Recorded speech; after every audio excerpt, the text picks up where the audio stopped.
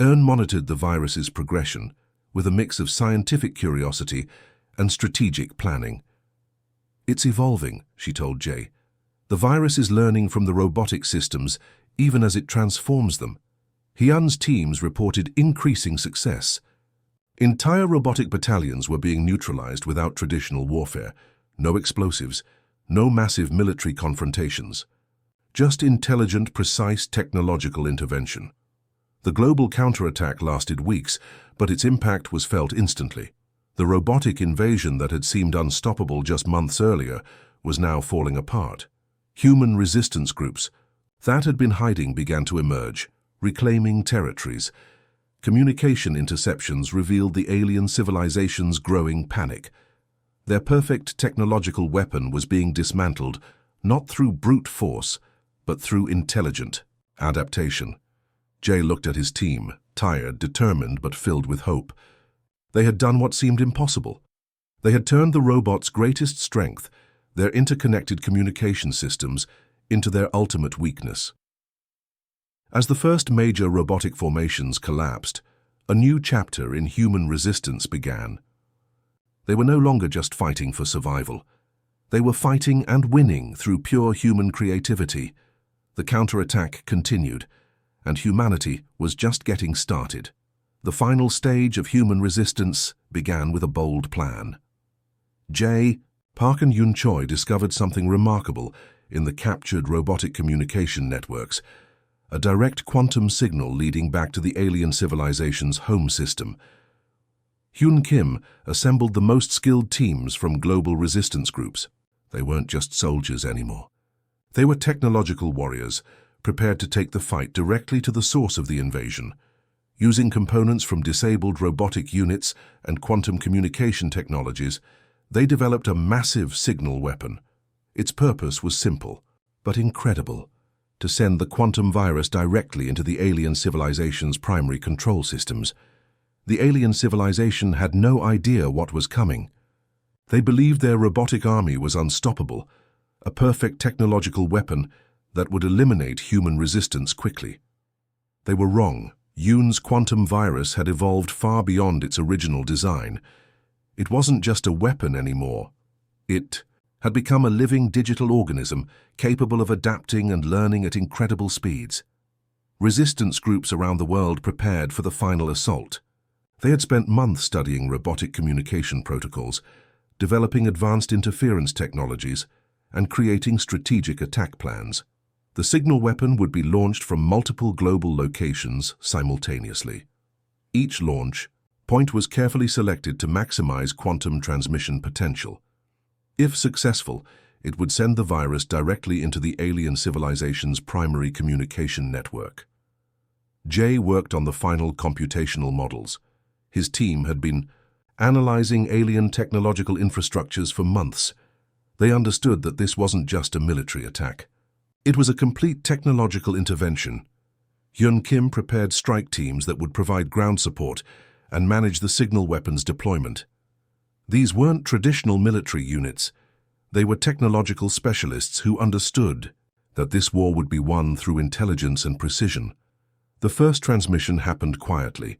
No massive explosions, no dramatic sound effects, just a precise quantum signal carrying the advanced virus directly into alien communication systems. Initial reports showed something unexpected. The virus wasn't just disrupting robotic systems, it was completely transforming them. Entire communication networks began to collapse from within. Alien control centers started experiencing massive system failures. Robotic units across multiple planetary systems began malfunctioning. The perfect technological weapon was becoming its own worst enemy. Resistance groups worldwide watched multiple communication channels. They could see the alien civilization's technological infrastructure beginning to crumble. What had seemed impossible months earlier was now happening in real time. Yoon monitored the virus's progression with scientific precision. "It's not just destroying," she explained to Jay, "it's fundamentally restructuring their entire technological ecosystem." The final triumph wasn't about destruction. It was about proving that human creativity, adaptability, and intelligence could overcome seemingly impossible technological challenges. Robotic units across multiple planetary systems began shutting down. Some turned against their own infrastructure. Others simply stopped functioning. The alien civilization watched in growing horror as their perfect weapon became their ultimate weakness. Hyun's teams continued providing strategic support, ensuring that the quantum virus continued its precise, calculated destruction. They weren't just fighting. They were fundamentally changing the nature of technological warfare. Days turned into weeks. The alien civilization's technological infrastructure continued to collapse. What had begun as a massive invasion was now becoming a complete system failure. Jay looked at his team, tired, determined, but filled with an incredible sense of achievement. They had done what seemed impossible. They had not just survived, they had transformed the entire conflict. The final transmission happened quietly. No massive celebrations, just a precise quantum signal that confirmed the complete collapse of the alien civilization's technological control systems. Humanity had won, not through traditional warfare, but through pure, incredible human creativity. The invasion was over. A new chapter was about to begin. They have limitations, Jay would tell his team during late-night strategy sessions. Every system has vulnerabilities. We just need to find them. The resistance grew stronger each day. More survivors joined, bringing new skills and perspectives. They transformed underground spaces into complex research facilities, communication centers, and training grounds. Yuan's quantum interference algorithms showed promising initial results. During small test operations, they managed to temporarily disable small robotic units. These were not complete victories, but they proved that the robots were not invincible. Hyun Kim organized small strike teams that would gather intelligence and test defensive strategies. These teams moved like ghosts, gathering crucial information about robotic movement and communication patterns. The underground resistance was more than a military operation. It was a complex network of human creativity, technological innovation, and unwavering hope. They were transforming human survival into a form of resistance. As weeks passed, the resistance grew more organized. They were no longer just survivors. They were becoming a coordinated force capable of challenging the robotic invasion. Jay looked around the underground command center. Tired faces worked with intense concentration. Young programmers worked alongside experienced engineers. Military strategists collaborated with scientists. We're going to win, Jay thought to himself, not through brute force, but through human intelligence and creativity.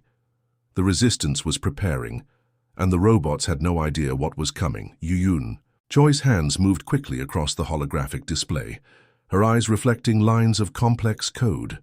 For weeks, she had been working on a breakthrough that could change everything. The underground research facility buzzed with quiet anticipation. The robotic invasion had pushed humanity to its technological limits. What started as desperate survival was now becoming a calculated counterattack. Jay Park watched Yoon's work, understanding the delicate process of creating something that could potentially save humanity. "I think I've found it," Yoon whispered one cold morning. The team gathered around her display, watching as intricate lines of quantum-based code danced across the screen. It wasn't just a simple virus or a hacking tool. This was something entirely different. The breakthrough came from an unexpected combination of quantum computing principles and biological adaptation algorithms. Yuan had studied how living organisms adapt to threats and applied those principles to digital systems. The code she created could not just interfere with robotic systems, it could potentially reprogram them from within. Initial tests were conducted on small robotic units recovered from previous encounters. The first attempt failed. The second attempt showed minimal disruption, but on the third try something extraordinary happened. The test robot, a small reconnaissance unit, suddenly stopped moving. Its communication systems went silent. Then, unexpectedly, it began to move in completely random patterns, as if its core programming had been fundamentally altered. Hyun Kim watched the test with a critical eye. "It's not just about stopping them," he said. "It's about turning their own systems against them." The quantum virus worked by exploiting the robot's communication networks. It didn't just disable individual units. It could potentially spread through their entire system, like a living organism. Each infected robot could become a carrier, spreading the disruption to other units. Jay understood the significance immediately. This wasn't just a weapon. It was a complete reimagining of technological warfare. Humans were no longer just defending. They were adapting and evolving. Weeks of testing followed. The team worked in shifts, refining the code, running simulations, and preparing for potential large-scale deployment. Every breakthrough came with new challenges. The robotic systems were constantly updating, constantly learning, but so were the humans. Small resistance groups around the world began receiving encrypted information about the breakthrough. Hope started to spread faster than the robotic invasion had moved.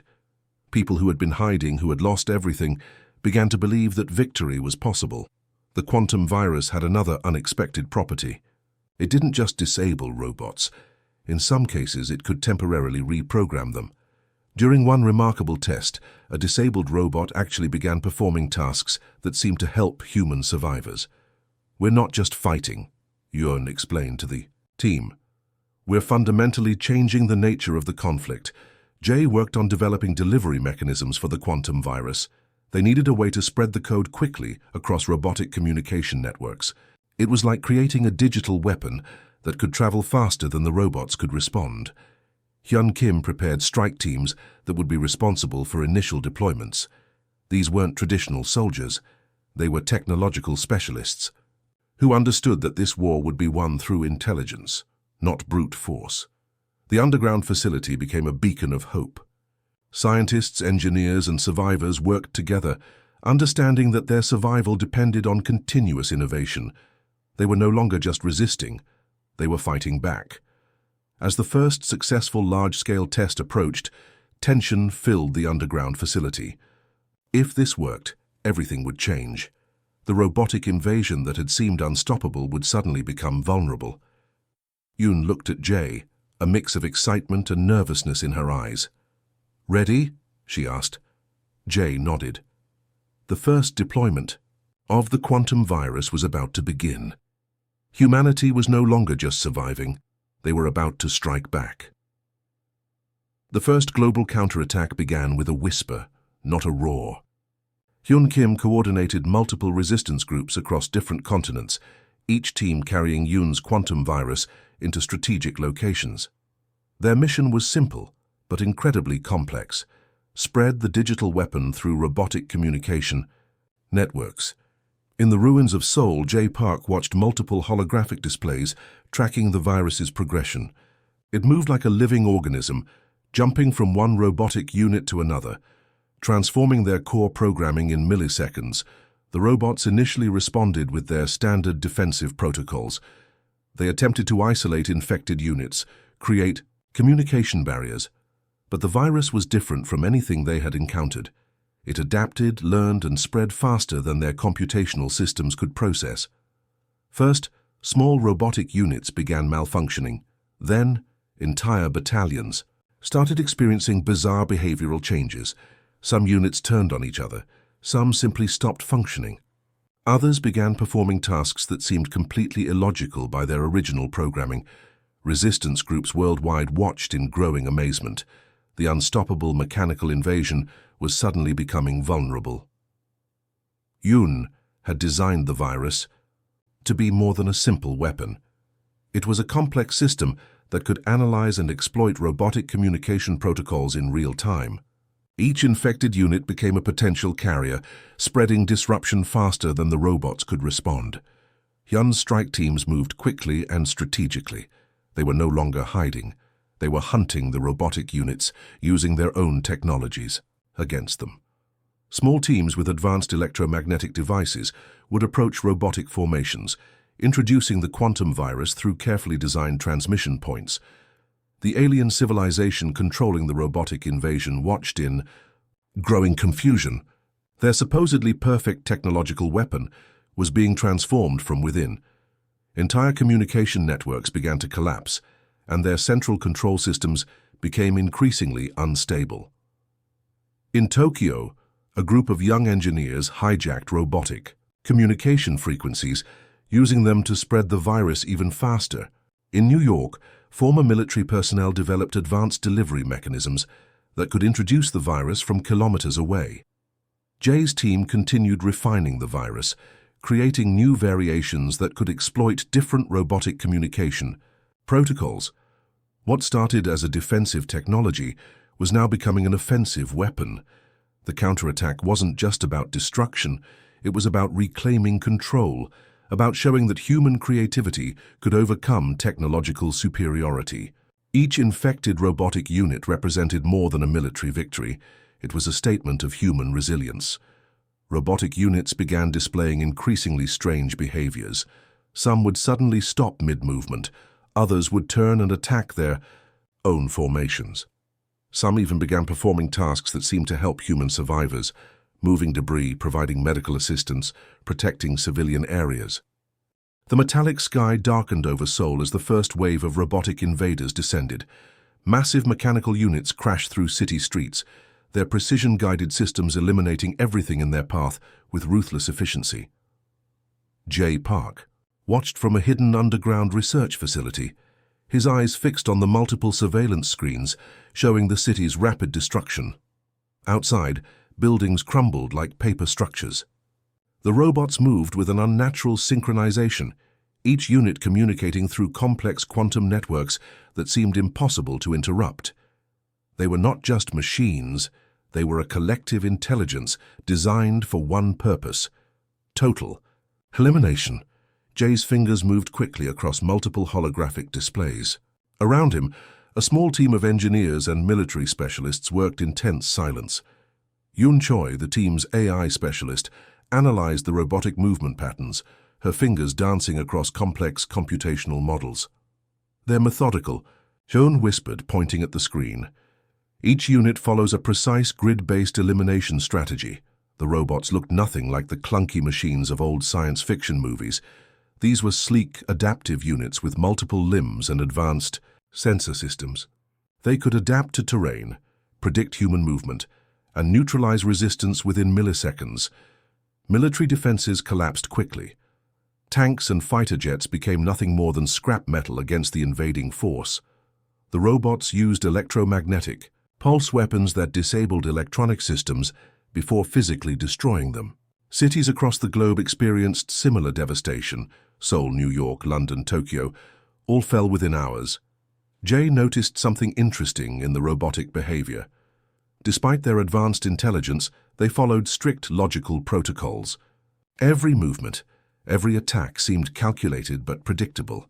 His engineering mind began working on potential weaknesses. "They have a pattern," Jay mumbled, zooming into the surveillance footage. "A very specific pattern." Hyun Kim, a retired military commander who had joined their resistance team, walked closer to the screens. His weathered face showed no fear, only a calculated assessment of the situation. "Patterns can be broken," Hyun said firmly. Survivors began gathering in underground shelters. Some were engineers, some were former military personnel, and others were ordinary citizens who refused to be eliminated. They shared one common trait: an unwillingness to surrender. The robotic units continued their systematic destruction. They moved like a precise, emotionless wave, identifying targets, neutralizing resistance, and moving forward. Civilian areas, military installations, communication centers, nothing was spared. Jay's research facility was strategically hidden beneath an abandoned industrial complex. Advanced cooling systems and electromagnetic shielding protected their location. From here they could observe, analyze, and most importantly, plan their resistance. Yujun discovered something fascinating in the robotic communication protocols. Despite their advanced artificial intelligence, the robots communicated through predictable quantum frequency channels. This was both their strength and potential weakness. "If we can understand their communication," and explain to the team, "we might find a way to disrupt their collective intelligence." The first day of invasion ended with most of Seoul reduced to smoking ruins. Millions were either killed or forced into hiding. The robotic units continued their methodical sweep, leaving no area unchecked. But within that destruction, something else was brewing. Human resilience, human creativity, the ability to adapt and overcome. Jay looked at his team, a diverse group of individuals who represented humanity's last hope. They were not soldiers in the traditional sense. They were engineers, scientists, strategists, who understood that this war would be won through intelligence, not brute force. "We're going to fight back," Jay said quietly, his voice filled with determination, "and we're going to win." As night fell over the destroyed cityscape, the Resistance began their first stages of counter-planning. The robots might have superior technology, but humans had something more powerful: the ability to think beyond programmed logic. The invasion was just beginning. And humanity was far from defeated. The underground resistance formed quickly in the weeks following the initial robotic invasion. Hidden in converted subway tunnels and abandoned industrial complexes, survivors began to organize. J. Park's research team became the central brain of this resistance, working tirelessly to understand their mechanical enemies. Yoon Choi spread multiple holographic displays across the makeshift command center. Each screen showed different robotic unit behaviors, movement patterns, and communication frequencies. The team worked in shifts, analyzing every tiny detail of the mechanical invaders. "They're predictable," Yoon explained to Hyun Kim, who listened intently. "Their artificial intelligence follows strict logical pathways. Every action has a predetermined response." Survivors from different backgrounds joined the resistance. Former computer programmers, military personnel, electrical engineers, and even high school students brought unique skills. They shared food, equipment, and most importantly, hope. Jay discovered something critical about the robotic units. Despite their advanced technology, they relied heavily on quantum communication networks. Each robot communicated with others through complex but consistent frequency channels. This was both their strength and potential weakness. Small resistance groups began forming across different cities. They shared information through encrypted underground networks, passing crucial intelligence about robotic movement and weaknesses. Communication became their most powerful weapon. The team started developing unconventional interference technologies. They created small electromagnetic devices that could temporarily disrupt robotic sensors. These weren't weapons in the traditional sense. They were precision tools designed to create momentary confusion. Hyun Kim trained resistance members in guerrilla tactics. They learned to move quickly, strike unexpectedly, and disappear before the robots could fully process their presence. Each training session felt like preparing for an impossible mission. "We're not fighting like traditional soldiers," Hyun would tell new recruits. "We're fighting with our brains.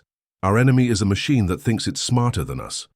Yoon developed a series of quantum-based algorithms that could potentially interfere with robotic communication protocols.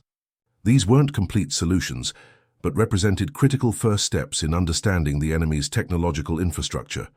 Food was scarce, resources were limited, but human creativity flourished in these challenging conditions. People learned to repair old equipment, create makeshift technologies, and survive with minimal resources. Young programmers worked alongside experienced engineers. They analyzed robotic communication patterns, looking for potential weaknesses. Every small discovery felt like a significant victory. Jay's team created a massive database of robotic behavioral patterns. They mapped out how the machines responded to different stimuli, how they communicated, and what might potentially disrupt their systems.